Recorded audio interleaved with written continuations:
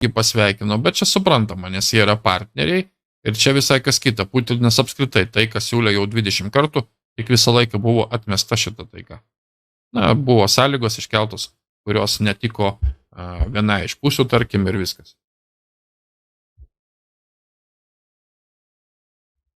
Taip kad labai įdomus vaizdelis. Kinijai priklausančios gamyklos Vokietijoje stato tankus, kurie važiuoja į Ukrainą. Kinija stumia bidoną į visiškai beprotišką politiką. Kinija dalyvauja Ukrainoje, kaip tai daryti, kaip reiškia taikdarys. Ir, na, tiesiog va tokia va politika, skaldyk ir valdyk. Tai yra nauja imperija, kuri elgėsi irgi su kitataučiais, kaip tikrais nori. Ir juos galima suprasti po to, kai buvo elgiamasi su jais per opiumo karus ir panašiai. Juos galima šito vietai suprasti, bet tai nereiškia, kad reikia tam nusilenkti ir pasiduoti. Žodžiu, palaikė visiems gerai, viskas limpa, Zelenskis pašnekėjo su Žy, bus turbūt taika, na, bet pažiūrėsim, kas čia iš viso to gausis, bet man čia nieko gerų iš tikrųjų nekvepia. O štai Bidono komanda pradėjo baimintis dėl nevykusio Ukrainos kontrpuolimo, o pasirodo, kad Ukraina visgi paleido tą taip vadinamą kontrpuolimą, apmėtė raketomis Donbasą, ten sudarytas buvo vaizdas, kad čia puls, toj pat čia šakės, bet. Kažkodėl buvo nutekinti Pentagono popieriai, kurie viską suvėlė, pamenat? O dabar iš vis klausimas, kas atsitiko su pavasario kontrpuolimu? Tik prieš trumpą laiką dar mes buvom užtikrinti, kad garantuotai bus pergalė. O dabar yra administracija susirūpinus dėl feilo? Ir akurat, reiškia, Bideno komanda, pasak politiko, pasak vieno iš pagrindinių feikinių naujienų šaltinių, atsiprašau, tai nėra dešiniojo sparno kažkokie, tai ne mes pasakėm, tai pasakė tie, kurie visą laiką klėdėjo, kad Ukraina tuoj laimės karą. Čia jų kalbos. Taigi Bidono komanda baiminasi pasiekmių nevykusio Ukrainos kontrpuolimo. Opa. Kaip čia jis neįvyko, nepavyko. Reiškia, jie tyliai ruošiasi galimybei, kad Ukrainos kontrpuolimas pavasarį netitiks lūkesčių. Kritikai namie ir užsienyje argumentuos, kad yra Amerikai, reiškia, netitiks tų lūkesčių taip pat, kažkas tai tokia. Žodžiu, jų kontrpuolimas bandys pasiimti Rusijos teritoriją, na žodžiu, bet čia bla, čia net neverta skaityti, net neįdomu. Esmė yra, kad jie jau dabar supranta ir jie jau dabar atsargiai ruošia naratyvą. Kaip dabar pasakysi žmonėms, kad Ukraina pralaimėjo? Nu kaip galima žmonėms tokį dalyką pasakyti, kad Ukraina pralaimėjo, jeigu visą laiką Ukraina laimėjo? O pasirodo dar ir iš vokiečių, dėkui mūsų čiato lankytojams, kad pasidalino naujienom, šito straipsnio tikrai nebūčiau radęs. O jis netgi nustebino. Reiškia, išsiversim to į anglų kalbą. Kas čia dabar?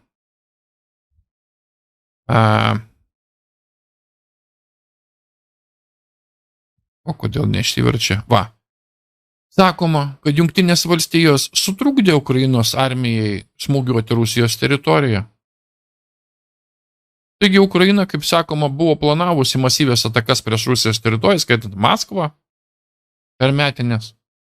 Ir Washington Post, reiškia, cituodami nutekintus Jungtinių valstijų žvalgybos dokumentus, vėl persijungė, nesvarbu, prisimenu, įvardino, kad, reiškia, Jungtinės valstijos aktyviai trukdė organizuoti atakas prieš Rusijos teritoriją, bijodami eskalacijos su Rusija.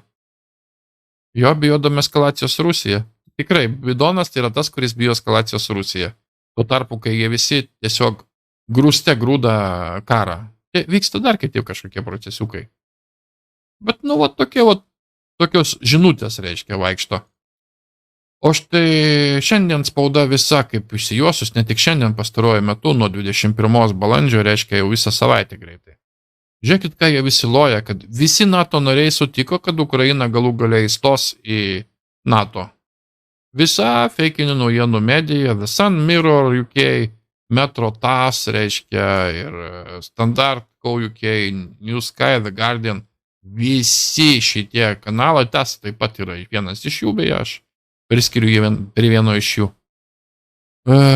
Ir tai vat, kad NATO jau matot isteriją iki tiek, kad jie jau sutinka, kad Ukraina galų gale bus. Bet tik maža smulkmena, reikia laimėti prieš Maskvą. Vat jeigu tik laimėtų prieš Maskvą, Ukraina iškart pataptų, reiškia, nariu. Čia kol kas toks kalbos tokios. Garantuoju, kad greitų laikų mes išgirsim, kad Ukraina pataps NATO nare netgi karo būsenoje. Garantuoju, kad išgirsim šitą klėdėsi artimiausiu metu. Kažkada. Nežinau kada, bet manau, kad išeities neturėdami jie neliks nieko kito, kaip žengs šitą nesąmoningą žingsnį. Sveikų protų nesuvokiama. Na, sveikų protų senai nebėra, patys suprantat. Ir kągi, pasirodo Neftogaz, kuri yra Ukrainos valstybei priklausanti, reiškia, naftos kompanija Neftogaz. Taigi, kalbėjusi su ExxonMobil korporacija, Halliburton ir Chevron apie projektus Ukrainoje. Jie dar nespėjo karą laimėti, jie nieko dar nespėjo, reiškia, jie jau kalbasi su, reiškia, amerikiečių korporacijomis naftos gavybos apie projektus pas save Ukrainoje. Nesakyk op, kaip sakant, ar ne? Bet esmė vėl, matot, vėl nafta, vėl biznis, kai visą laiką čia prasideda. Štai dėl ko yra kovojama. Na, o šiaip dar vienas karštas taškas, kuris ten bandomas padaryti iš tikrųjų karšto, nors ne joks nes nekarštas. Tai Bidonas pareiškė, kad branduolinė Šiaurės Korėjos ataka sukeltų režimo, kuris tą padarė pabaigą. Labai skambiai pasakė jisai trečiadienį, kad Šiaurės Korėjos lyderis Kim Jong-unas ir jo režimas būtų pribaigti, jeigu būtų paleista branduolinė ataka prieš Jungtinės valstijas ir jos alijansą. Opa. Tai kas čia yra? Tai bus paleista, reiškia, Šiaurės atseit Korėjos raketa ir šitoks false flagas. Artėja, mylėjai, branduolinis įvykis. Artėja labai didelis triukšmas. Pamenat, čia kažkur aš mačiau, kad kažkur čia Lietuvoje buvo paleistos sirenos čia vakar. Niekas nieko nepaaiškino, paleido sirenes, nutildė. Kažkur skaičiau tokį variantą. Taip, kad, mylėjai, bus matomai spektaklis, kad yra paleista raketa, kad raketa jau lekia, kad tuoj sprogt koks nors miestas. Ir po šitą isteriją bus bandomas užsukti isterinis kažkoks mechanizmas, reiškia, ir tam yra ruošiamas šitas visas naratyvas. Jau viskas, jau branduolinė ataka prasideda, suprantat, jau. Jeigu Korėja smogtų, būtų režimo pabaiga, kitaip sakant, būtų branduolinis karas, nes, pavyzdžiui, Jungtinės valstijos atseit susirišė išsiųsti, reiškia, branduolinius povandeninius laivus į Pietų Korėjos dokus pirmą kartą 1980 metų. Čia kaip, reiškia, atseit profilaktikai prieš, prevencijai prieš Šiaurės Korėją. Tuo tarpu, kad Pietų Korėjas absoliučiai deep state'ų skilėjo. Na, bet esmė tokia, kad, reiškia, branduolinio karo triukšmas, branduolinio karo visas šitas pumpavimas, jisai yra vienareikšmiškas ir kad galima laukti, kad, bus paskelbta kažkokia tai baisi žinia, didžiulis kažkoks tai, kaip sakant, isterija kažkokia didžiulė, siekiant kažką tai vesti, kažkur kažką padaryti ir tai yra akivaizdu, kad tai yra būtent jų taktika naudojama nuolat.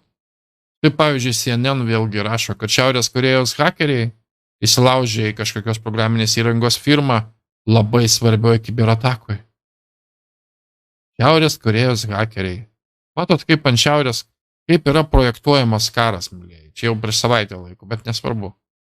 Kaip yra projektuojamas karas, reiškia, ir kaip iš šito personažo Kim Jong-uno daromas kažkoks blogietis, kuris toj pradės karą. Aš priminsiu jų žinutę, kad taip ir buvo rašoma, kad planuojama 16 metų karas, kuris prasidės nuo Šiaurės Korėjos paleidusios raketą Jungtinės valstijas.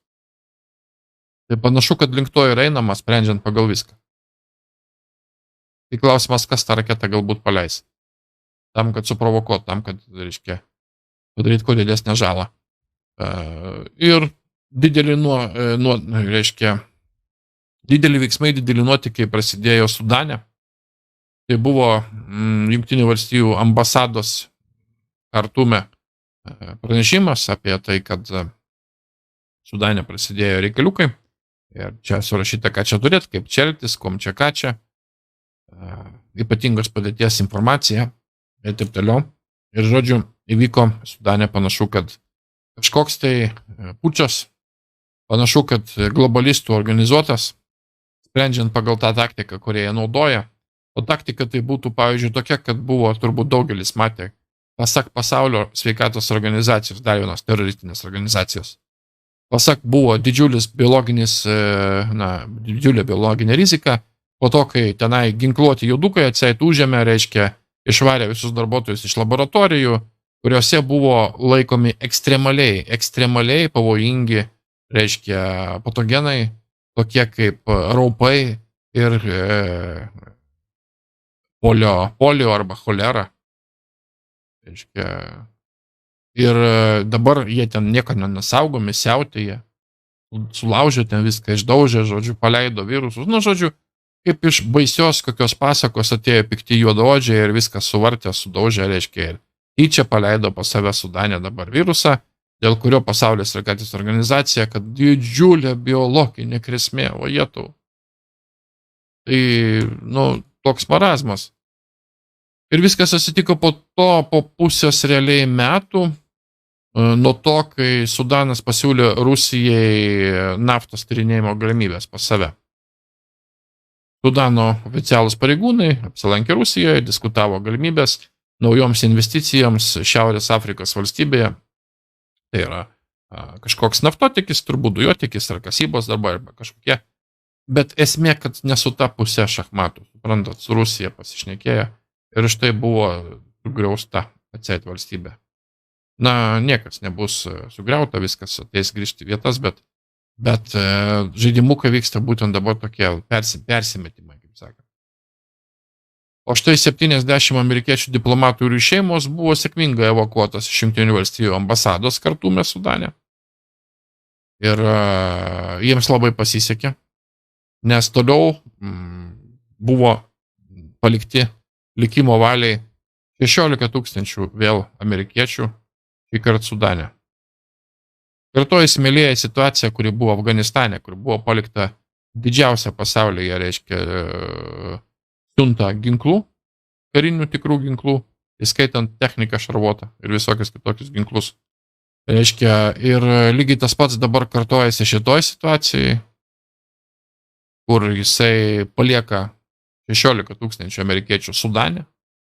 Visas galvas, visus vadovus, kurie paprastiem amerikiečiam dirbantiems Sudane, visas išgelbėjo, o tiems, kurie buvo klapčiukai ir vykdė jų, kaip sakant, įsakymus, o jiems atsakyti jau prieš Sudano valdžią. Baisoka, ne? Būtų tokia situacija papult, kai tu nereikalingas savo šaliai, nebereikalingas. Tuo tarpu daugybė informacijos online, įskaitant, reiškia, Twitterį ir Telegramą, kad Turkijos prezidentas Erdoganas buvo nunuodytas. Jisai vieno iš savo interviu metu atsijungė, kažkaip, ten neparodė, kaip jis atsijungė, bet esmė, kad papuolė atseit į ligoninę, paralyžuotas, negalintis kalbėti ir iš vis neaišku, ar išgyvens, ir atseit jisai buvo nunuodytas. Aš nežinau, kaip yra iš tikrųjų, manau, kad niekas iš mūsų nežino, kaip yra iš tikrųjų, versijų yra įvairiausių.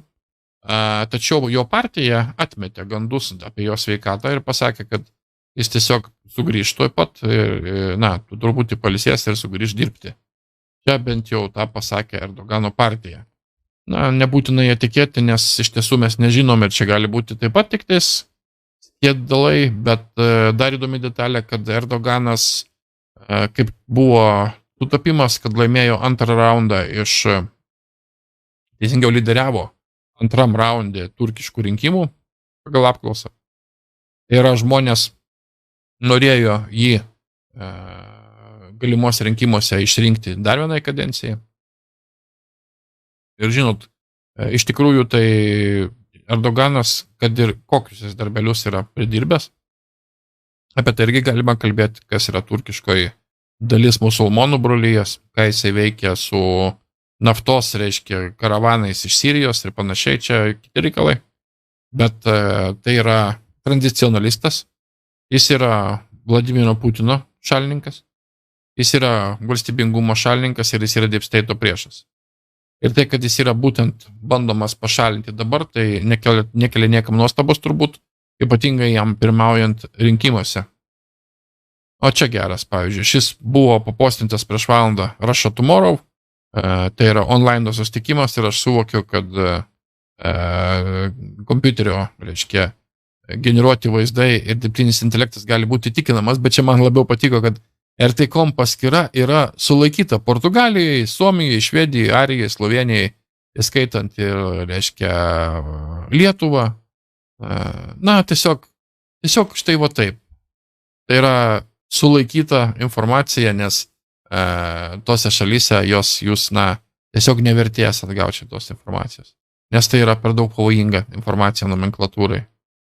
O kadangi yra VPN-as, tai vis tiek galima pasižiūrėti tą informaciją. Ir klipą štai RT Today, teisingiau, išleidžia šiandien. Tai yra šiandieną, balandžio 27. Vakarės, tai prieš pat laidą, reiškia, išleistas vaizdo įrašas štai koksai.